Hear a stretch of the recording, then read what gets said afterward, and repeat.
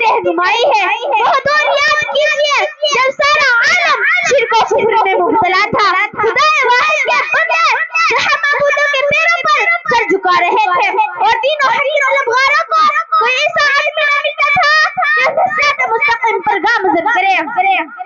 ایسے میرے ہدایت متوجہ ہوئی دین و شریعت کا موسم خزاں رخصت ہو رہا تھا. موسم بہار آیا اور آن بان کے ساتھ آیا. تنستان عالم گلو گلزار ہو گئے.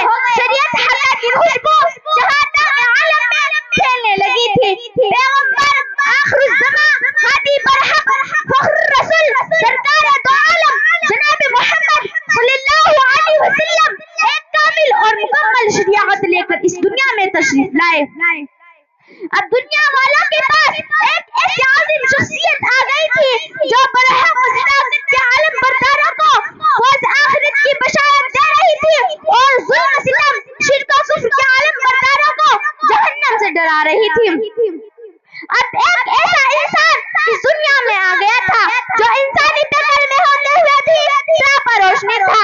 انسانوں کے ساتھ رہتا, کھاتا پیتا اور جنگوں میں سپہ سالاری کرتا. مسجدوں میں وعظ و تقریر کے دلوں کے میل کچیل صاف کرتا. اس کے باوجود بے داغ تھا. اس کے کردار کی طرف کوئی انگلی اٹھی نہ اٹھ سکتی تھی. آئیے ہم اور آپ بھی اللہ تعالیٰ سے دعا کریں کہ ہمیں بھی اسی راستے پر چلائے. آمین. وآخر دعوانا ان الحمدللہ رب العالمین. کی محمد سے وفا تو نے تو ہم تیرے ہیں. کی محمد سے وفا تو نے تو ہم تیرے ہیں. یہ جہاں چیز ہے کیا لوح و قلم تیرے ہیں. السلام علیکم. آپ یہ سمجھ